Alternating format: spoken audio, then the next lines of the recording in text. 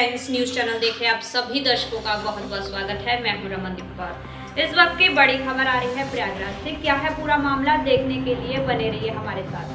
प्रयागराज के चर्चित पत्रकार संगठन इलेक्ट्रॉनिक मीडिया क्लब ने आज जिलाधिकारी प्रयागराज को एक ज्ञापन सौंपा। ज्ञापन में प्रतापगढ़ जनपद के पत्रकार सौरभ श्रीवास्तव की मौत, निष्पक्ष जांच एवं परिजनों को आर्थिक सहायता की साथ ही आश्रितों को सरकारी नौकरी देने की मांग की गई। बता दें कि आज सुबह 10:30 बजे इलेक्ट्रॉनिक मीडिया क्लब के संयोजक वरिष्ठ पत्रकार वीरेंद्र पाठक एवं अध्यक्ष संदीप तिवारी की अगुवाई में दर्जनों पत्रकारों ने जिलाधिकारी प्रयागराज को ज्ञापन देकर सुलभ श्रीवास्तव के हत्यारों की कड़ी से कड़ी सजा देने की मांग की। गौरतलब है कि पत्रकार सुलभ श्रीवास्तव की हत्या कुछ दिनों पूर्व ही हुई है। उन्होंने शराब माफियाओं के खिलाफ खबर चलाई थी, जिसके बाद से लगातार शराब माफियाओं के निशाने पर थे। सुलभ श्रीवास्तव ने उच्च अधिकारियों को पत्र लिखकर जान की गुहार भी लगाई थी। इसके बावजूद प्रशासन ने कोई भी ध्यान नहीं दिया था। अब उनकी मौत के बाद पत्रकारों में रोष व्याप्त है। आज अब हम लोग इसलिए आए और क्या इलेक्ट्रॉनिक मीडिया क्लब प्रयागराज के सदस्यों ने उत्तर प्रदेश में पत्रकारों की सुरक्षा की मांग की है। मुख्यमंत्री को भेजे ज्ञापन में हम लोगों ने यह अपेक्षा की है कि पत्रकारों को निष्पक्ष रूप से काम करने दिया जाए बिना दबाव के। अगर किसी तरीके से उनका कोई उत्पीड़न होने की समाचार आता है और उस पर पत्रकार अपना आवेदन जिला प्रशासन को भेजता है तो उस पर तत्काल समुचित कार्रवाई की जाए। अगर उसको पेंडिंग कर दिया जाएगा तो पत्रकार को न्याय नहीं मिल पाएगा। पत्रकारों पर जिस तरीके से हमले बढ़े हैं उससे हम पत्रकारों ने यहाँ पर चिंता व्यक्त की है और कहा है कि हमें निडर रूप से यहाँ पे कार्य करने का अवसर उत्तर प्रदेश में प्रदान किया जाए। साथ ही प्रतापगढ़ में जिस तरीके पत्रकार की मौत हुई है और तरह तरह की बातें आ रही हैं, उसमें यह अपेक्षा है कि उत्तर प्रदेश सरकार निष्पक्ष जांच कर जो सही तथ्य होगा उसे उजागर करेगी। हम लोग इस बात से बड़े सहमत हैं और जिसे कहा जाए उत्तर प्रदेश सरकार की सराहना करते हैं कि उन्होंने FIR लिखाकर इस पर तत्काल कार्रवाई की है। बेहतर होता कि CBI या किसी एक निष्पक्ष व्यवस्था से, चाहे न्यायिक व्यवस्था हो चाहे CBI के जरिए, इसका अन्वेषण किया जाए जिससे सही तथ्य सबके सामने आ सके। मैं इलेक्ट्रॉनिक मीडिया का संयोजक वीरेंद्र पाठक। देखिए, लगातार पत्रकारों पर हमले हो रहे हैं। कई बार ऐसा होता है कि हम पत्रकारों को जान तक गंवानी पड़ जाती है।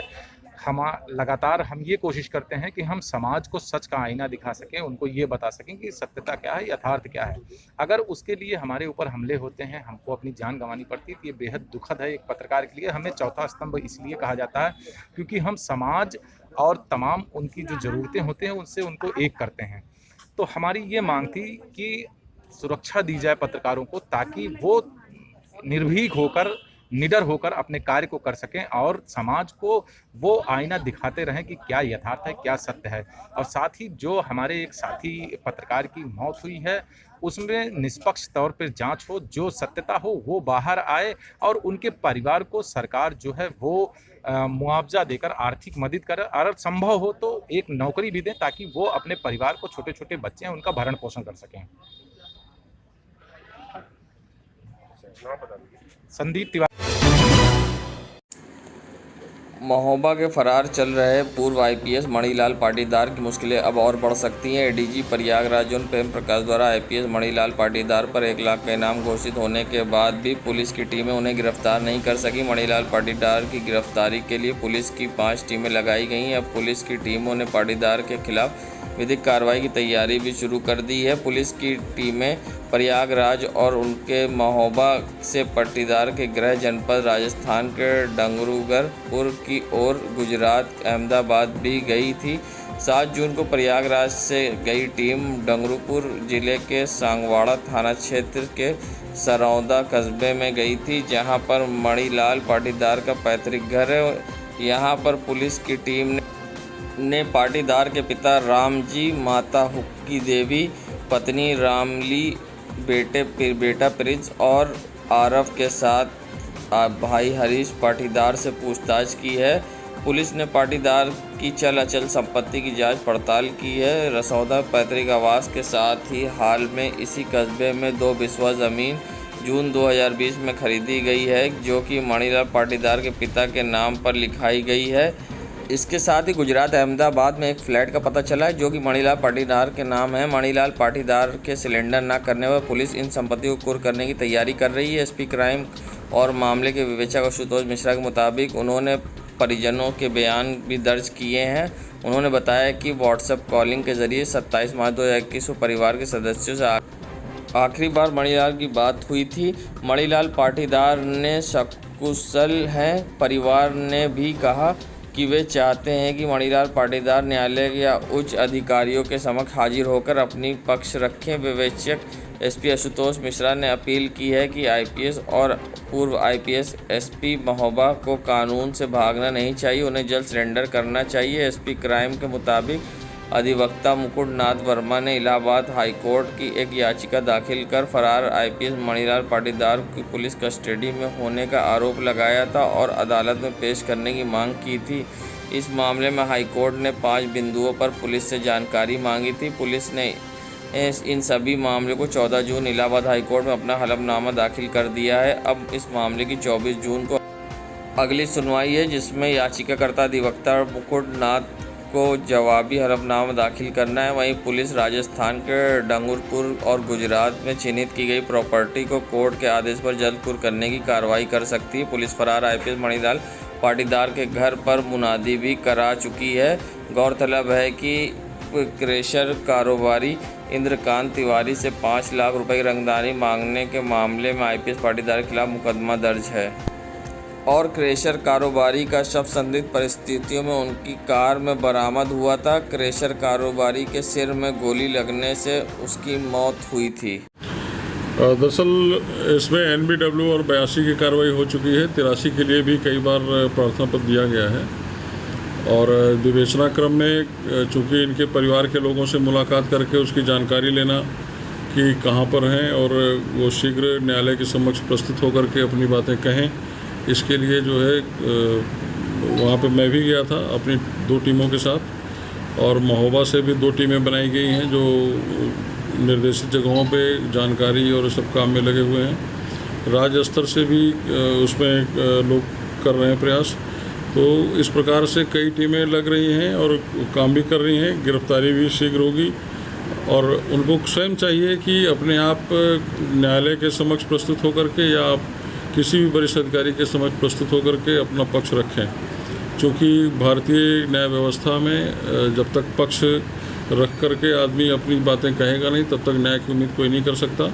और जब तक 83 वगैरह ये सब तो हम प्रोसेस करेंगे ही और उसके लिए हम चूँकि अभी कोर्ट खाली थी, मैं कल भी गया था और उनके प्रॉपर्टीज़ की जो उनके द्वारा लिखाई गई है या उनके परिवार के लोगों के द्वारा लिखाई गई है राजस्व को दिया गया है। 1-2 प्लाट के बारे में जानकारी पता चली है, फ्लैट वगैरह के बारे में और कुछ पैतृक जो उनके मकान हैं ये सब और क्या खाते वगैरह सारी चीज़ों की जानकारी की जा रही है। लेकिन ये सब कुर्की और सब चीज़ें तो हम लोग कर लेंगे, प्रोसेस है और वो जहाँ भी हो, चूँकि आपका न्यूज़ सुन करके उनके पास से मैसेज जाएगा भी, तो चाहिए कि किसी वरिष्ठ अधिकारी के समक्ष या जहाँ भी हो वहाँ न्यायालय के समक्ष प्रस्तुत होकर के एक टेबल पे आकर के अपनी बातें रखें। और प्रॉपर्टी की पता चली है क्या प्रॉपर्टी? अहमदाबाद, चूँकि जो इनका गृह जनपद डूंगरपुर में सांगवाड़ा थाना क्षेत्र के अंतर्गत जो सरोदा गांव है, जहाँ पे सरोदा चौकी भी है, वहाँ पे पड़ता है। वहाँ से करीब 200 किलोमीटर के आसपास अहमदाबाद पड़ता है। तो अहमदाबाद में फ्लैट और कमरे वगैरह और एक दुकान और सब चीज़ टाइप की पता चली है। तो अभी तो टीम पता कर रही है क्या क्या चीज़ें हैं। वैसे ज़्यादा तो नहीं लगता कि कुछ और होगा, लेकिन फिर भी जो चीज़ें हैं वो जानकारी की जा रही है और टीमें भी कार्य भी कर रही और इसमें 83 का भी प्रयास किया जा रहा है। क्या इसकी वजह से क्योंकि वो हाजिर नहीं होने तो चार्जशीट भी नहीं दाखिल हो पा रही जब तक बयान नहीं जाते कुछ? जी हाँ, बयान तो हाजिर होने पे होगा ही, नहीं तो 83 का प्रोसेस है। 83 करके चार्जशीट लगाई जा सकती है। चूँकि एक रिट भी इनके एक अधिवक्ता बन करके डॉक्टर मुकुट नाथ वर्मा जी ने इसमें एक रिट की हुई है जिसमें उनके द्वारा लिखा गया था कि पुलिस ने गिरफ्तार कर रखा है। तो इसको तस्दीक करने के लिए चूँकि हम लोग पास होता तो हम NBW 8283 का प्रोसेस क्यों करते, और किसी को गिरफ्तार करने के 24 घंटे के अंदर हमें माननीय न्यायालय के समक्ष प्रस्तुत करना पड़ता है। तो वो प्रक्रिया हम करते, और कोई आदमी अगर IPS अधिकारी है और उसके ऊपर है तो उसको भी हम कैसे रख सकते हैं। तो इन सब चीज़ों को लेते हुए माननीय न्यायालय ने भी 5 बिंदुओं पर आख्या चाही थी। तो उन सब के क्रम में मैं भी विवेचक के तौर पे इनके गृह जनपद जा कर के इनके माता पिता, भाई, चाची, चाचा, पत्नी और बच्चों से और अगल बगल के लोगों से भी हमने जानकारी की। तो उन लोगों ने बताया कि 27 मार्च होली के 1-2 दिन पहले हमारे व्हाट्सएप कॉल पे पत्नी ने बताया कि व्हाट्सएप कॉल पे बातचीत हुई थी। उन्होंने सारी कुशलता व्यक्त की थी, और रिट से लेकर के मुझे कोई जानकारी नहीं है। उन वकील ने हम लोगों के परिवार के किसी सदस्य से कोई संपर्क नहीं किया है, और वो हमारे कोई लीगल वो नहीं है, अधिवक्ता नहीं है, और ना उनसे हमने कुछ कहा है, और ना कहीं कोई हमने प्रार्थना पत्र दिया है किसी को, क्योंकि हमें इस तरह की कोई वो थी ही नहीं। एक बार जब अखबार में झूठी खबर न्यूज़ में हमने पढ़ी थी तो हमने देखा, उसके बारे में पूछा भी, तो उन्होंने भी उसका खंडन किया। और हम भी इस रिट के बारे में जो आरोप लगाए गए इसका खंडन करते हैं। उन लोगों ने खुद ही एक वीडियो क्लिपिंग बनाया है, उनकी पत्नी और छोटे भाई ने, हरीश ने, जो हरीश पाटीदार हैं, उनने भी बना करके हम लोगों को प्रस्तुत किया। हम लोगों ने कहा आप 164 का बयान कर दिए, बोले सर आप जहाँ कहें वहाँ हम कर सकते हैं। तो उन लोगों ने खुद ही किया। उनका कहना था कि सर हम लोग जो खुद ही प्रयास करेंगे कि भाई साहब आएँ और अपनी बात रखें। तो परिवार के लोग भी ये चाह रहे हैं, और हम लोगों ने बताया कि नहीं करेंगे तो आप लोगों ने चूँकि नंबर डिलीट किए हैं और छिपाए हैं तो अगली कार्रवाई भी हो सकती है। तो इसलिए उनको जल्दी से जल्दी न्यायालय के समक्ष आकर के अपनी बातें रखनी चाहिए, और चूँकि ये भारत है, यहाँ पे न्याय अवश्य मिलेगा, इसको हर व्यक्ति को समझना चाहिए। 5 बिंदु पर जो कोर्ट ने रिपोर्ट मांगी थी, वो जवाब भी दाखिल करना होगा कोर्ट में? नहीं, वो जवाब दाखिल कर दिया गया। माननीय न्यायालय के समक्ष जो है एफिडेविट बना करके रखा भी गया था, और 14 तारीख की डेट लगी थी। माननीय न्यायालय ने उसको सुना है। जो डॉक्टर मुकुंदनाथ वर्मा जो अधिवक्ता हैं, उनसे भी उस पर जो है उस एफिडेविट को लेकर के और उसके बारे में अपना प्रश्न पत्र दाखिल करने के लिए कहा है। 24 तारीख की अगली डेट लगी हुई है उसमें। संगम नगरी प्रयागराज में जहां शादी में बार बारलाओं का डांस आम बात हो गई है, वहीं एक ऐसा वीडियो सोशल मीडिया पर वायरल हुआ है और लड़का हाथ में अवैध तमंचा लेकर और बार बाला डांस कर रही है। तमंचे पे डिस्को का ये वीडियो अब सोशल मीडिया पर वायरल होने लगा, जिसके बाद ये वायरल वीडियो डांस बार बाला का किसी ने ट्वीट कर दिया, और जिसके बाद प्रयागराज पुलिस ने तत्काल संज्ञान लेते हुए इस पर जांच के कार्रवाई के सख्त आदेश संबंधित थाने को देके इस पर फौरन कार्रवाई करने की बात कहा है। साथ ही पुलिस अब इस पर तत्काल कार्रवाई करने में लग गई है, और पुलिस अब जांच में जुट गई है और पता लगा रही है ये वीडियो किस तरह से और कहां बनाया गया है।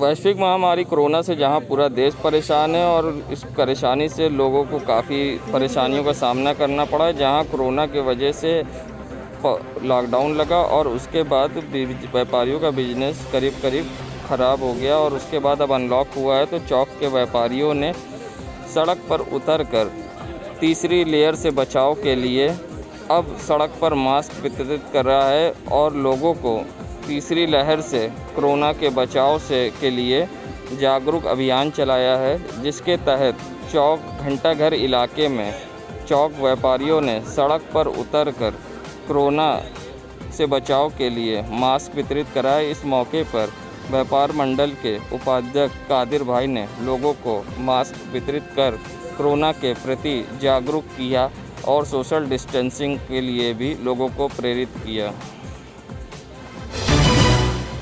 संगम नगरी प्रयागराज में जहां वैश्विक महामारी कोरोना के बाद लॉकडाउन लगा और उसके बाद प्रदेश और प्रयागराज अनलॉक हुआ, मगर इसका काफ़ी असर देखने को व्यापार पर मिल रहा है। वहीं मार्बल व्यवसायी का भी बुरा हाल है और उनका कहना है कि जो टाइल्स और मार्बल आम दिनों में बिकते रहते थे, मगर अनलॉक होने के बाद भी कोई फ़ायदा नहीं है, क्योंकि कस्टमर ना आ रहे हैं और ना ही किसी के पास इतना पैसा है कि टाइल्स और मार्बल या मकान का अपने कंस्ट्रक्शन कराए, क्योंकि वैश्विक महामारी कोरोना में सभी के हालात पस्त हैं और लोग कहीं ना कहीं रोजी रोटी के लिए परेशान दिखाई दिए।